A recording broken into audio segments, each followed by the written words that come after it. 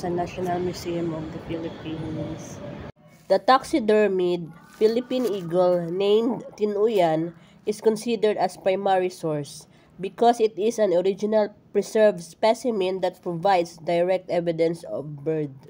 And this is the secondary source of Tinuyan, and it is donated to the National Museum by the Philippine Eagle Foundation in 2014.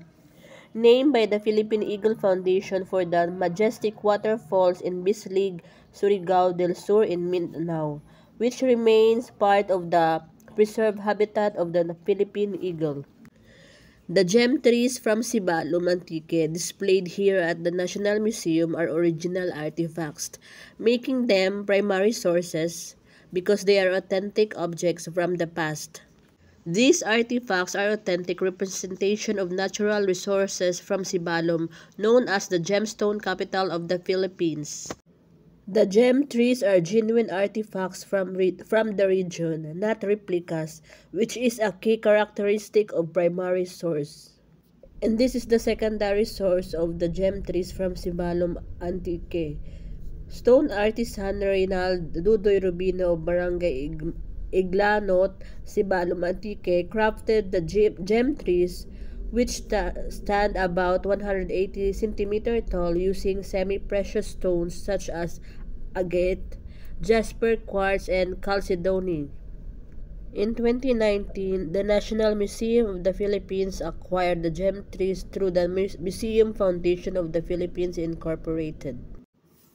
These are the meteorites here in National Museum, and they are primary materials as they are objects from space that predate Earth. Meteorites are remnants from the formation of the solar system as they can be billions of years old. The terms Pampanga and Pongo refer to two Philippine meteorites that were recently added to the National Museum of the Philippines. The Pampanga meteorite is the oldest documented Philippine meteorite, falling in 1859, while the Pongo meteorite is the most recent, falling in 2022. And this is the secondary source for the Pampanga. Before sunset on April 4, 1859, the town of Mexico, Pampanga, was startled by a loud cannon-like explosion. People looked up to see a bright burning object race across the sky before crashing into the rice field behind the Santa Monica Church. And the secondary source of Pongo, at around 4 p.m. on May 20, 2022, a 2.4 kilogram meteorite struck a house in Barangay Pongo, Nagtipunan in Quirino Province, followed by the three sonic booms echoing across the vicinity.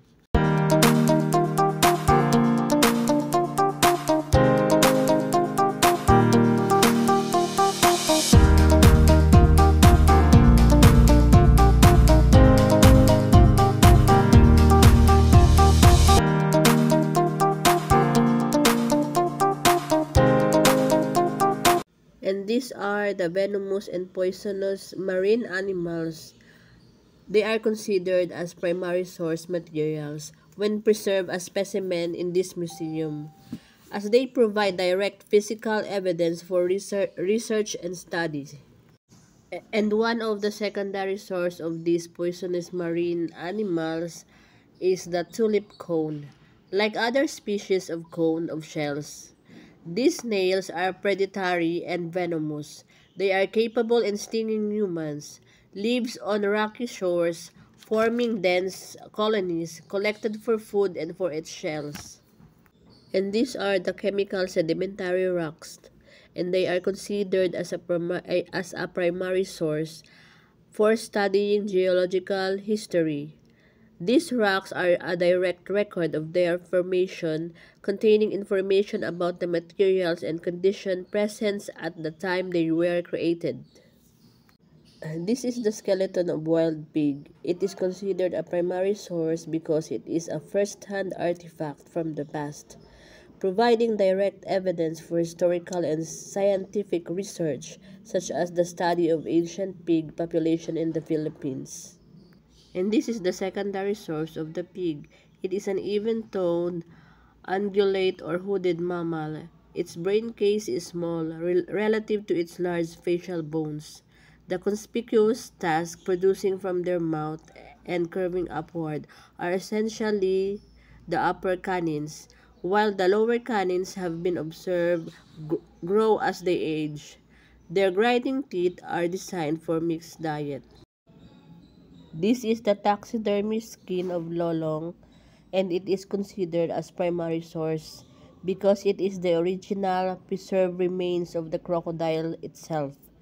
As a physical object, it provides direct first-hand evidence of the animal for scientific studies, historical record, and public viewing, and the hanging skeleton of Lolong is also a primary source because it is the actual original remains of the crocodile, providing a direct first-hand link to the animal itself. And this is the secondary source of Lolong. Lolong was the largest crocodile ever held in captivity. He was a saltwater crocodile, measured at 6.17 meter, around 20 feet and 3 inches, making him one of the largest crocodiles ever measured from snout to tail, and weighing 1,075 kilograms. He died on February 10, 2013 from pneumonia and cardiac arrest after a little over 1 year and 5 months in captivity. Lolong was caught in a Bunawan Creek in the province of Agusan del Sur in the Philippines on September 3, 2011. He was captured with the joint cooperation of the local government units, resident and crocodile hunters of Palawan in the Philippines.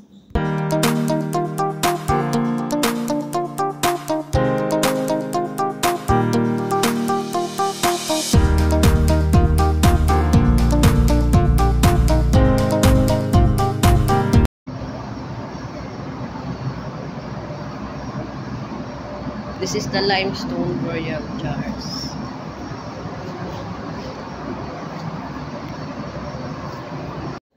These are the limestone burial jars. They are primary sources because they are original physical artifacts from the past that provides direct evidence of pre-colonial Philippine culture and burial practices. The jars themselves are a direct link to the people who created and used them, offering a tangible connection to the past.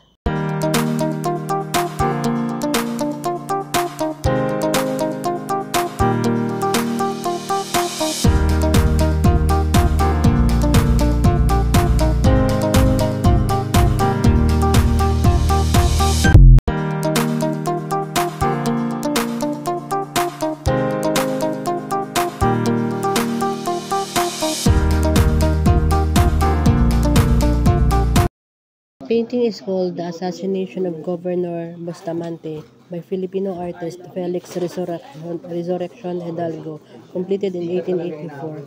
It depicts the violent murder of Spanish Governor General Fernando Bustamante by a mob of friars on the steps of Palacio del Gobernador.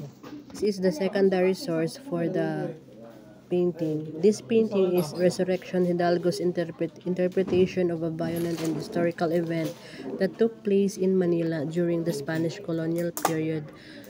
Fernando Bustamante, the Spanish appointed Governor General of the Philippines in 1717 to 1719, had demanded that Spanish friars repay their loans they had borrowed from the Philippines. In anger, the friars led a mob which assassinated him and his son in 1719, reflecting the power of the Catholic Church in relation to the state at that time. This is the Spoliarium by Juan Luna, and it is considered a primary source because it is an original artifact from the 19th century that offers a first-hand account of the historical period, particularly through its depiction of suffering under the Spanish colonial rule. It is an original painting created by Juan Luna in 1884, and its imagery serves as a powerful social and political commentary of that time.